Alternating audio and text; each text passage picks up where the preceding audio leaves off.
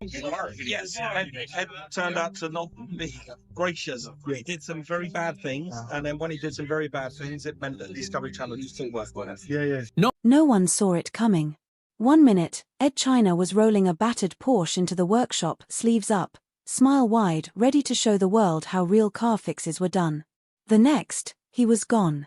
No farewell episode, no final laugh with Mike Brewer, just a sudden, jarring silence that left millions of fans staring at their screens, wondering what had yanked the king of big orange gloves out of wheeler dealers. Theories exploded, some pointed to a sudden budget cut that gutted the soul of the show, while others whispered of a behind-the-scenes fallout so tense you could hear the wrenches drop. What really happened when the cameras stopped rolling? Over the next few moments, we'll sift the rumors, crack open the facts, and try to piece together the truth, because one small overlooked detail might just swing those workshop doors open again. Back in 2003, long before YouTube how-to clips ruled the internet, two very different Brits stepped in front of a single camera and changed car television forever. Mike Brewer was the street-smart hustler, part auctioneer, part stand-up comic sniffing out rusty bargains in back-alley car lots. Edd China stood beside him, a towering figure with calm curiosity and his trademark orange gloves, turning those clunkers into roadworthy gems. What made the show magnetic wasn't just the dramatic before and after reveals, it was Edd's methodical, hands-on teaching. He removed wheels, labeled bolts, explained each step in a way anyone could follow, from teens in their driveways to retirees in their garages. While Mike crunched the numbers and cracked jokes about profits, Edd made mechanical mishaps feel like weekend adventures. The chemistry worked. Viewer mail flooded in from Brazil to Bahrain, all begging for longer repair segments and deeper dives. By the 5th season, Wheeler Dealers was airing in over 100 countries. By season 9, the entire crew had relocated to sun-soaked California, chasing fresh builds and a massive US audience. They went from restoring Morris Minors to squeezing Ford Mustangs, DeLoreans, and Camaros into a growing collection. But with the move came pressure, tighter filming schedules, higher expectations, and sponsorship contracts that added layers of restriction. Everything looked bigger and brighter, but behind the scenes, cracks were forming. The new network, Velocity, wanted faster edits and more content in less time. Cameras started rolling before sunrise, and cars had to be sold by dinner. A job that once took 10 on-screen minutes was now blitzed through in 30 seconds. A full-engine teardown became 5 quick shots and a voiceover. Edd, ever the educator, was the first to feel the squeeze. He pushed back, he pleaded for more time to teach, to preserve the essence of what made the show special. Mike, caught in the middle, tried to balance the sponsors and support his friend, but the distance grew. On camera, the pair still smiled and laughed, but fans noticed something was off. Forums and comment sections lit up with frustration. Why the rush? Where's the detail? Viewers from Brazil to Birmingham missed the depth that once let them follow along at home. Behind the scenes, Edd stayed late, shooting extra close-ups in hopes they'd survive the editing process. Most never made the final cut. Pressure mounted like steam in a sealed radiator. Then, it burst. On March 21, 2017, Edd China uploaded a 6-minute YouTube video that shook the car community. Titled "I'm Leaving Wheeler Dealers," it wasn't clickbait. Dressed in his orange gloves, seated at a plane desk, Edd looked straight into the camera and spoke with quiet conviction. The new producers, he said, wanted to shorten the repair segments in the name of efficiency. For Edd, that wasn't acceptable. A car show without real repairs isn't a car show at all, he said simply. He thanked the fans, praised Mike, and wished the network well. But between the polite lines, the sting was obvious. It's not the direction I can support, he added, a calm but cutting farewell. The response was instant. Within hours, social media exploded. Comments poured in. Forums dissected every word, every glance. Some praised Edd for standing by his principles. Others turned their frustration toward Mike Brewer, accusing him of not fighting hard enough to preserve the show's heart. The video spread like wildfire, 1 million views, then 2, then 5. By lunchtime, it hit automotive news sites. By dinner time, it was trending on Twitter. The backlash hit Mike Brewer like a sledgehammer. Accusations flew, fans called him a sellout, blamed him for the show's decline, and, in some darker corners of the web, sent threats that crossed every line of decency. It was clear, Edd's quiet departure had triggered a storm and Mike was standing at the center of it.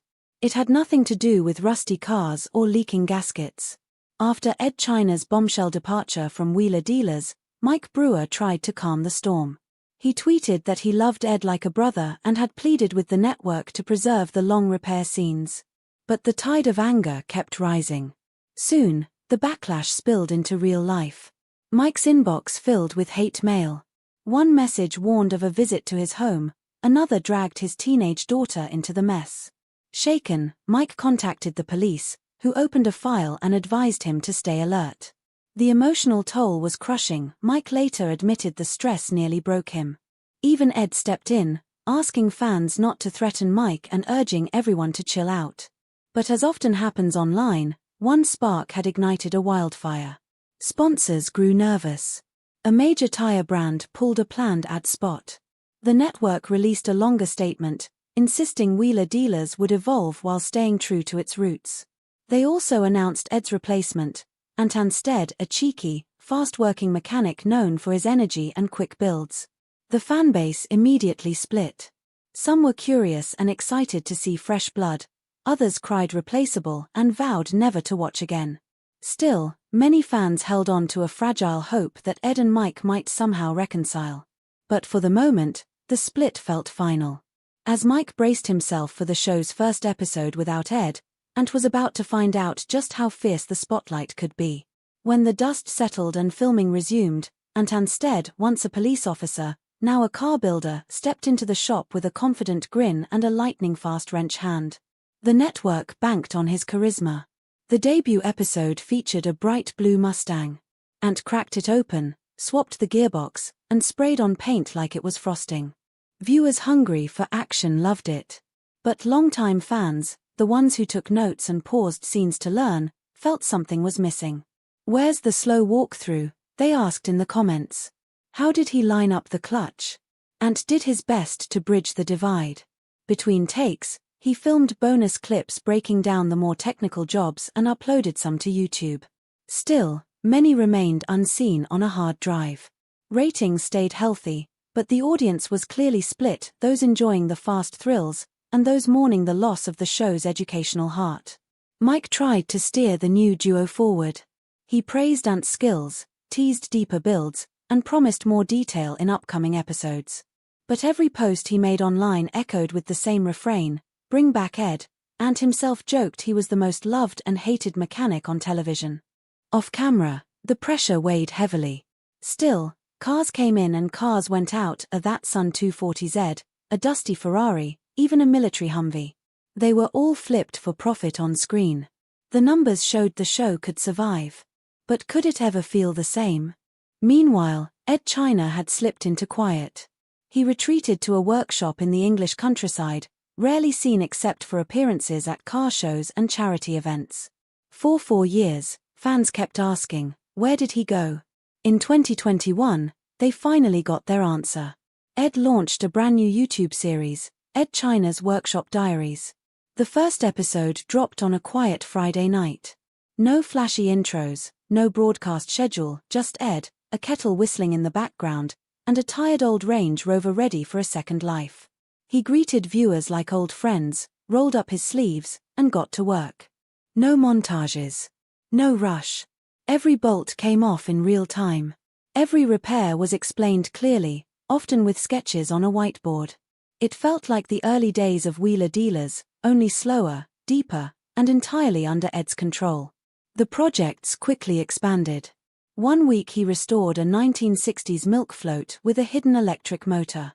Another week, he brought back the record-breaking motorized sofa that once sped through London streets. Viewers were thrilled. "I can finally see the whole job again," many commented.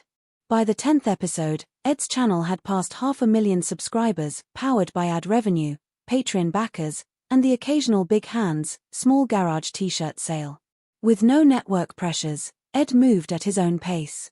Some months he posted weekly, others, he paused to find rare parts or attend engineering fairs. No one complained. Fans knew the next episode would arrive when the job was truly done. Brands reached out, but Edd only accepted sponsors whose tools were already in his toolbox. "If it isn't in my garage, it isn't in the show," he joked. Back on Wheeler Dealers, Antansted's run ended in 2020 when he moved back to the UK for family reasons. The network tapped Mark Elvis Priestley, a former McLaren F1 mechanic, to take over. With sharp skills and a laid-back charm, Elvis brought something new to the show. The 2021 season was filmed in a British workshop, and ratings held steady. Yet many fans still compared every weld and repair to Edd's meticulous methods. By 2024, it seemed the two worlds had fully diverged, Edd teaching on YouTube at his own pace, and Mike captaining a faster, flashier version of the show. Still, whispers of a reunion lingered. Mike would occasionally say, "Never say never." Edd would smile and quietly change the subject. Both seemed content on their own roads, but one question hung in the air: would they ever cross paths again? Then, in early 2023, the internet caught a hint of something unexpected. A small car blog published a single, cryptic line: "Sources say Edd China may guest star in a future Wheeler Dealers special." No dates. No confirmation. Just enough to send forums into a frenzy. Reddit lit up. YouTube speculation videos appeared overnight. Could the roads converge again? Or was it just wishful thinking? As always with Edd and Mike, the truth might be waiting just around the next bend. Threads stretched for miles. Some fans swore they'd seen Edd China having lunch with a Motortrend producer at Goodwood. Others whispered that Mike Brewer and Edd were secretly planning a charity build to mark Wheeler Dealers' 25th anniversary. Neither man slammed the door on the idea. During a podcast, Mike laughed, "Never say never. My phone still works." A month later, Edd hosted a live stream from his workshop. When someone asked, "Would you ever go back?" he paused, grinned, and replied, "Only if we can show every nut and bolt." It wasn't a yes, but it wasn't a no. And for longtime fans, that was more than enough to keep the hope alive. Fresh rumors kept rolling in. One story claimed the BBC was eyeing both men for a new EV conversion series. Another said Discovery pitched a reunion road trip, 10 classic cars, 10 countries, one last handshake. Most tips fizzled out as budgets shrank or dates slipped. Yet the chatter never fully died. In fact, subtle signs suggested the distance between Mike and Edd was shrinking, inch by inch.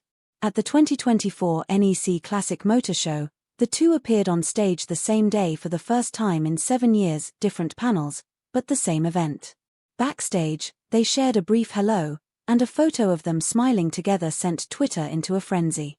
A month later, Mike tweeted Edd a birthday message: "Have a great one, mate. Hope to share a brew soon." Edd liked it, replying with a simple thumbs-up emoji. They were small gestures, but for devoted fans, it felt like fresh oil on a long-rusted hinge. Away from the spotlight, both men stayed busy. Edd began experimenting with a hydrogen-powered taxi, hinting that alternative fuels might be his next big focus. Meanwhile, Mike wrapped up filming on the show's 20th season, teasing the biggest profit we've ever made. Still, every interview ended with the same lingering question: will you two ever team up again? Each man shrugged, smiled, and let mystery do the talking. That open door became its own kind of fuel. As long as no one said never, the dream stayed alive, and so did the endless speculation across forums, Reddit threads, and YouTube comment sections. Whether a reunion happens next year, next decade, or never at all, one thing remains clear: the story of Edd China and Mike Brewer isn't finished. It's simply idling engine warm, waiting for the next green light. Over the past 20-plus years, Wheeler Dealers, a humble show about buying and fixing old cars, evolved into a bigger conversation. How much reel can you cut before the heart stops beating? In its earliest days, every scraped knuckle and seized bolt felt raw and honest. There were no flashy edits, no product placement detours, just real fixes, shared in real time. Viewers learned, tried, and sometimes failed right alongside Edd and Mike. That made each victory feel earned. The 2017 split revealed a deeper truth: honesty comes at a cost. Edd chose principle over paycheck, walking away from a global hit in exchange for full creative control. Mike stayed, carrying the pressure of keeping a beloved franchise alive and supporting a production crew. Both decisions required courage. Both came with sacrifices. And both revealed something vital. Television is a team sport built on compromise, while craftsmanship thrives when no one is watching the clock. What's perhaps most surprising is how the audience responded. Instead of fading away, fans followed both men, some chasing quick-turn car flips with Mike, others soaking up Edd's long-form workshop tutorials. In today's content-saturated world, one truth stands tall: give people passion, and they'll find you regardless of the platform. So, will we ever see that famous handshake again? Maybe. History says money talks, but trust talks louder. If the day comes when both men agree the balance is right, enough screen time for every nut and bolt, enough respect for every budget line, those bright workshop lights might just click on again. Until then, two versions of the same dream roll forward. One chases profit in prime time. The other chases perfection, one long video at a time. And that brings us to the final question, parked neatly on your own driveway. Which path would you tune in for? Speedy flips? Detailed guides? Or a rare, long-hoped-for fusion of both? Because the next twist in this story might just depend on what you decide to watch next. From a small garage in London to workshops across the world, Edd China and Mike Brewer proved that dusty metal could spark big dreams. Their split showed that passion and profit don't always ride in the same lane. Yet somehow, both roads still lead to great stories, one told in TV soundbites, the other in slow, satisfying turns of the spanner. Maybe those roads will cross again. Maybe they're best apart. In the end, it might just come down to which road you cheer for most. What do you think? Let us know in the comments.